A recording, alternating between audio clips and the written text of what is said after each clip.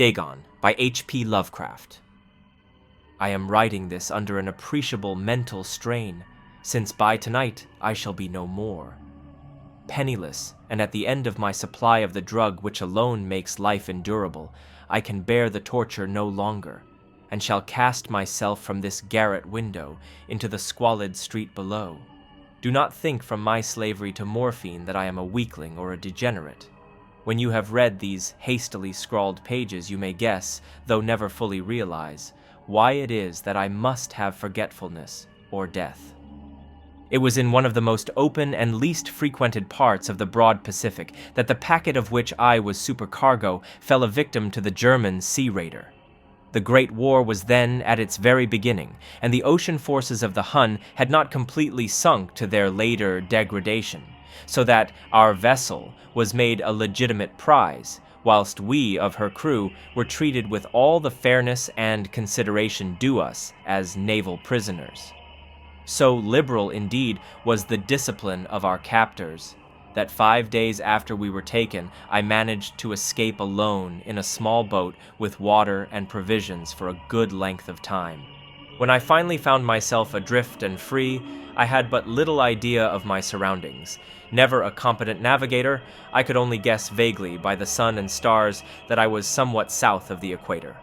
Of the longitude, I knew nothing, and no island or coastline was in sight.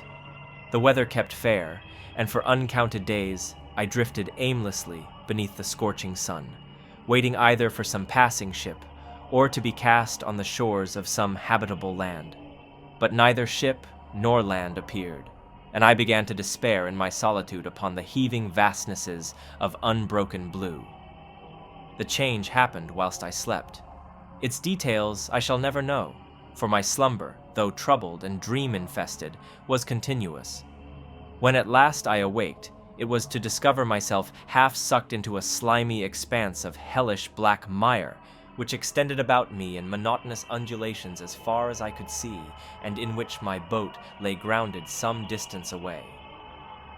Though one might well imagine that my first sensation would be of wonder at so prodigious and unexpected a transformation of scenery, I was in reality more horrified than astonished, for there was in the air and in the rotting soil a sinister quality which chilled me to the very core.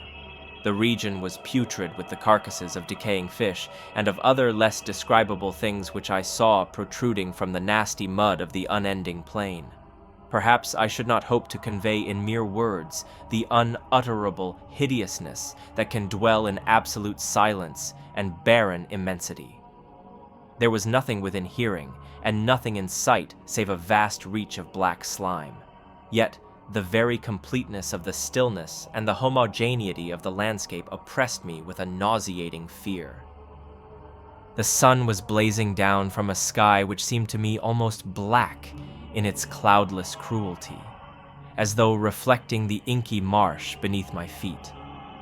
As I crawled into the stranded boat, I realized that only one theory could explain my position. Through some unprecedented volcanic upheaval, a portion of the ocean floor must have been thrown to the surface, exposing regions which for innumerable millions of years had lain hidden under unfathomable watery depths. So great was the extent of the new land which had risen beneath me that I could not detect the faintest noise of the surging ocean, strain my ears as I might. Nor were there any seafowl to prey upon the dead things. For several hours I sat thinking or brooding in the boat, which lay upon its side and afforded a slight shade as the sun moved across the heavens. As the day progressed, the ground lost some of its stickiness, and seemed likely to dry sufficiently for traveling purposes in a short time. That night I slept but little, and the next day I made for myself a pack containing food and water, preparatory to an overland journey in search of the vanished sea and possible rescue. On the third morning I found the soil dry enough to walk upon with ease. The odor of the fish was maddening, but I was too much concerned with graver things to mind so slight an evil, and set out boldly for an unknown goal. All day I forged steadily westward, guided by a far-away hummock which rose higher than any other elevation on the rolling desert. That night I encamped, and on the following day still traveled toward the hummock, though that object seemed scarcely nearer than when I had first espied it. By the fourth evening I attained the base of the mound, which turned out to be much higher than it had appeared from a distance, an intervening valley setting it out in sharper relief from the general surface. Too weary to ascend, I slept in the shadow of the hill. I know not why my dreams were so wild that night, but ere the waning and fantastically gibbous moon had risen far above the eastern plain, I was awake in a cold perspiration, determined to sleep no more. Such visions as I had experienced were too much for me to endure again, and in the glow of the moon I saw how unwise I had been to travel by day. Without the glare of the parching sun, my journey would have cost me less energy. Indeed, I now felt quite able to perform the ascent which had deterred me at sunset. Picking up my pack, I started for the crest of the eminence. I have said that the unbroken monotony of the rolling plain was a source of vague horror to me. But I think my horror was greater when I gained the summit of the mound and looked down the other side into an immeasurable pit or canyon, whose black recesses the moon had not yet soared high enough to illumine. I felt myself on the edge of the world, peering over the rim into a fathomless chaos of eternal night. Through my terror ran curious reminiscences of Paradise Lost and of Satan's hideous climb through the unfashioned realms of darkness. As the moon climbed higher in the sky, I began to see that the slopes of the valley were not quite so perpendicular as I had imagined. Ledges and outcroppings of rock afforded fairly easy footholds for a descent, whilst after a drop of a few hundred feet, the declivity became very gradual.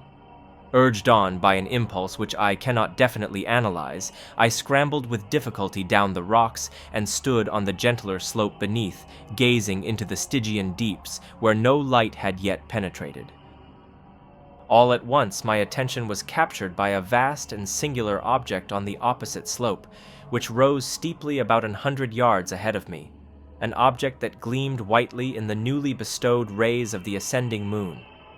That it was merely a gigantic piece of stone, I soon assured myself, but I was conscious of a distinct impression that its contour and position were not altogether the work of nature. A closer scrutiny filled me with sensations I cannot express, for despite its enormous magnitude and its position in an abyss which had yawned at the bottom of the sea since the world was young, I perceived beyond a doubt that the strange object was a well-shaped monolith, whose massive bulk had known the workmanship and perhaps the worship of living and thinking creatures. It was the pictorial carving, however, that did most to hold me spellbound. Plainly visible across the intervening water on account of their enormous size were an array of bas-reliefs whose subjects would have excited the envy of a Doré. I think that these things were supposed to depict men, at least a certain sort of men, though the creatures were shown disporting like fishes in the waters of some marine grotto, or paying homage at some monolithic shrine which appeared to be under the waves as well. Of their faces and forms I dare not speak in detail, for the mere remembrance makes me grow faint. Grotesque beyond the imagination of a Poe or a Bulwer, they were damnably human in general outline, despite webbed hands and feet, shockingly wide and flabby lips, glassy, bulging eyes, and other features less pleasant to recall. Curiously enough, they seemed to have been chiseled badly out of proportion with their scenic background, for one of the creatures was shown in the act of killing a whale, represented as but little larger than himself. I remarked, as I say, their grotesqueness and strange size, but in a moment decided that they were merely the imaginary gods of some primitive fishing or seafaring tribe. Some tribe whose last descendant had perished ere us before the first ancestor of the Piltdown or Neanderthal man was born. Awestruck at this unexpected glimpse into a past beyond the conception of the most daring anthropologist, I stood musing, whilst the moon cast queer reflections on the silent channel before me. Then suddenly I saw it. With only a slight churning to mark its rise to the surface, the thing slid into view above the dark waters. Vast, Polyphemus-like, and loathsome, It darted like a stupendous monster of nightmares to the monolith, about which it flung its gigantic scaly arms, the while it bowed its hideous head and gave vent to certain measured sounds. I think I went mad then. Of my frantic ascent of the slope and cliff, and of my delirious journey back to the stranded boat, I remember little. I believe I sang a great deal and laughed oddly when I was unable to sing. I have indistinct recollections of a great storm some time after I reached the boat.